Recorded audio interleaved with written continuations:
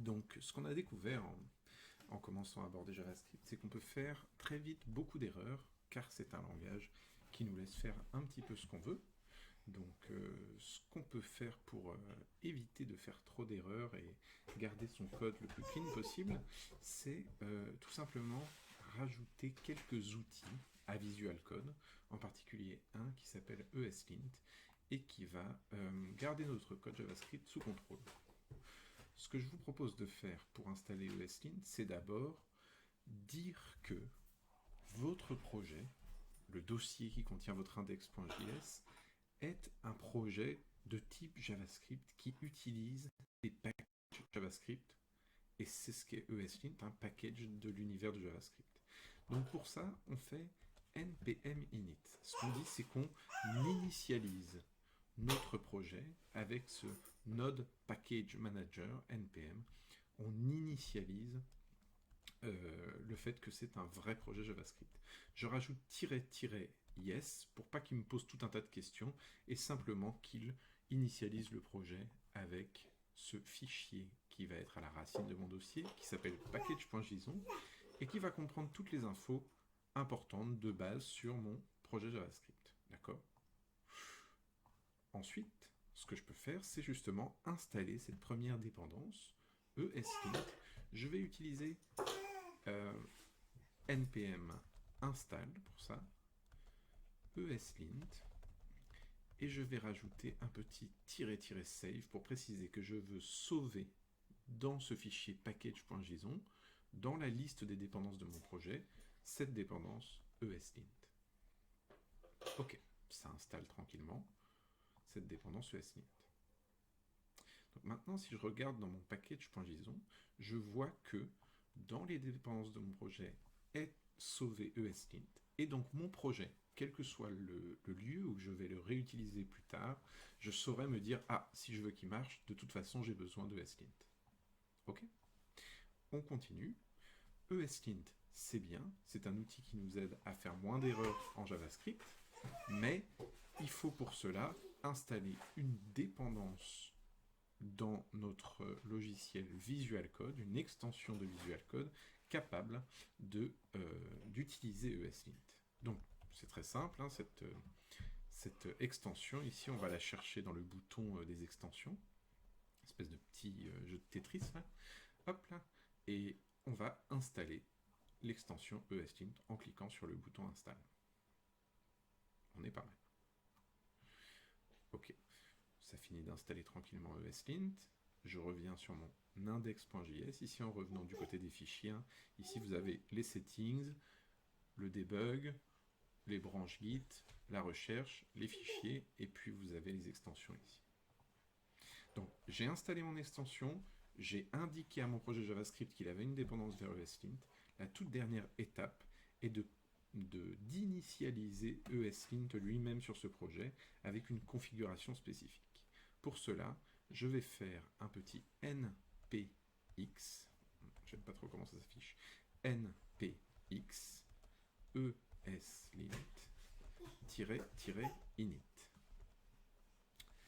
De faire cela, ça va utiliser mon package ESLint, ou un en ligne si j'avais oublié de l'installer, peu importe les détails, et je vais pouvoir choisir ici to check syntax, find problems, and enforce code style, c'est-à-dire les règles les plus strictes possibles pour mon projet. Je vais faire entrer, sans réfléchir pour l'instant, même si ça me parle de JavaScript, de React, etc. Je fais juste entrer, je dis un peu oui à tout.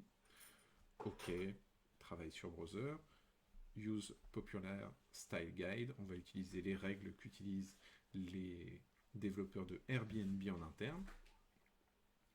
Entrer, entrer, entrer, je dis oui à tout et encore entrer, et j'installe ESLint sur mon projet. Donc là, avec plus ou moins de vélocité, ça installe ESLint chez vous, et puis assez vite, ça devrait commencer à m'indiquer les erreurs dans mon projet. Voilà. J'ai rien fait de spécial, c'est juste que ESLint est installé sur le projet JavaScript, l'extension Visual Code ESLint est installée, et puis dans le projet, j'ai une configuration qui s'est installée toute seule pour ESLint et qui donne des règles de base à mon projet. On ne va pas rentrer dans les détails pour l'instant. Maintenant, je peux voir que ESLint me prévient de mes erreurs. Il ne faut jamais avoir peur d'aller lire les erreurs que j'ai dans le code. C'est toujours une grande aide, donc je viens survoler les petites vagues rouges. Ah, mais mes chaînes de caractères devraient être en single quote. Ok, je vais le faire tout de suite. Donc je vous ai dit, en JavaScript, on peut faire les deux, single quote ou les double quotes normales. Le truc, c'est que si tout le monde fait les deux, un peu des deux, on se mélange. Donc, une règle de bon code pourrait être de dire, ok, on choisit un des deux et on s'y tient pour toute l'équipe avec laquelle je travaille et pour moi-même pour toujours. Donc voilà, là la règle proposée dans mon ESLint de base, c'est single quote pour toutes les chaînes de caractères et je m'y tiens. Ok ? Ici, j'ai peut-être des espaces inutiles, des fins de ligne bizarres. Ici, il me dit la même chose, vous ne devriez pas utiliser console.log, c'est juste un warning. Vous devrez ici avoir des single quotes aussi, etc., etc. Vous avez une ligne en 3 à la fin de votre fichier. Voilà. C'est un petit peu laborieux de corriger tout à la main comme ça. Donc, ce qu'on peut faire, c'est aller dans les settings de Visual Code. Ok. Donc, je clique sur la petite roue en bas à gauche. Je vais dans les settings. Et là, attention, je vais aller cliquer sur l'espèce de petite feuille avec une petite flèche comme ça, en haut à droite, pour accéder à mes settings sous la forme qu'apprécie le programmeur, sous leur forme JSON.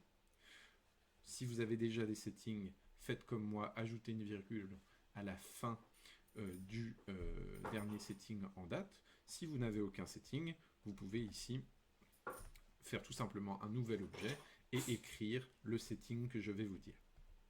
Je me remets comme ça. Donc le setting que je vous propose d'utiliser, c'est de prévenir votre éditeur que au moment de la sauvegarde, une action va se passer. Code action on save. Okay, et puis on va le prévenir que la source de notre action de sauvegarde, c'est ESLint. Voilà. Je mets simplement ces quelques lignes de code ici, dans mes settings, je sauve. Vous voyez souvent, hein, je fais des modifications dans les fichiers, une petite boule apparaît ici, hein, petite boule blanche. En fait, quand elle disparaît, c'est parce que je fais CTRL S chez moi. Je sauve. Si vous n'êtes pas habitué à sauver tout le temps votre travail, faites-le. Hein. Sauvez après chaque modification pour voir les effets de ce que vous avez fait. Ok. J'ai sauvé. Je reviens ici. Et normalement ici, petit miracle, quand je fais CTRL S, je sauve. L'essentiel de mes erreurs de lint que ESLint a découvert et qu'il sait corriger lui-même sans impacter mon code, eh bien, il va les corriger. D'accord ? Donc c'est vraiment intéressant. On voit ici que certaines erreurs persistent qu'il n'a pas réussi à corriger, mais il a fait quand même une bonne partie du travail de rendre mon code plus lisible, plus sympa. Donc, par exemple, ici, si j'avais des indentations inutiles en trop, je sauve, il les retire. Si j'avais mis 3 ou 4 points-virgules en trop ici, je sauve, il les retire. Donc il ne peut pas corriger toutes les erreurs, mais les erreurs évidentes, il est capable de les corriger sans jamais impacter ce que fait mon code. Donc c'est plutôt chouette. Petit détail supplémentaire, ici, ESLint me prévient que mes styles de fin de ligne sont des styles de fin de ligne à la Windows, et il n'aime pas trop ça, line break style. Moi, je suis sur Windows en ce moment, et j'ai pas envie qu'il m'embête à chaque fois qu'il rencontre des fins de ligne de type Windows, parce que ce sera à la fin de toutes les lignes, de tous les fichiers que j'utilise. Ce que je peux faire, c'est d'aller dans ce fichier eslint.rc.js, et de simplement ici, dans la toute dernière partie, la partie règles, ajouter line break style, 2 points, et mettre ça à 0. Ça veut dire, cette règle-là, la règle sur le line break style, arrête de m'embêter avec, ne la souligne plus, ce n'est pas pertinent. Ici, par exemple, il me dit aussi que je ne devrais pas utiliser de console. Bon, certes, c'est juste un warning. Mais moi, je vais utiliser souvent des consoles, donc je vais aller prévenir ESLint. Ok, toi, nativement, tu as cette règle-là, mais moi, j'aimerais pas que tu m'embêtes avec cette règle-là tout le temps, donc je te préviens d'arrêter de m'embêter avec ça. Ça va ? Donc voilà, une petite installation de ESLint et un bon usage. Ne croyez pas que c'est un outil qui serait comme ça, pas fondamental et qu'on aurait pu voir plus tard. C'est absolument crucial a fortiori si vous êtes débutant, junior, d'utiliser ce genre d'outils pour vous aider à mieux coder, à moins vous perdre sur les détails et à plus focus sur l'essentiel. Ok. Deuxième chose, quand vous travaillez en équipe, ce qui est quasiment toujours le cas dans le monde de l'informatique, c'est le seul moyen de se mettre d'accord sur un code propre, à quoi il devrait ressembler. Enfin, en dernier lieu, le fait d'installer ESLint avec NPM, là, c'est quelque chose, on va en installer des dizaines d'autres, des packages. Quand on va vouloir installer React, pour démarrer avec React, on va faire du NPM install de React. Ok. Ce serait la même avec Angular, ce serait la même avec n'importe quel projet. Donc, prenez au sérieux cet exercice-là, et une fois que vous avez votre ESLint qui marche, revenez à l'apprentissage de JavaScript. Ok. Maintenant, du coup, si j'ai une petite constante, comme on l'a vu la dernière fois, par exemple A qui vaut 2, et que je tente de changer la valeur de A,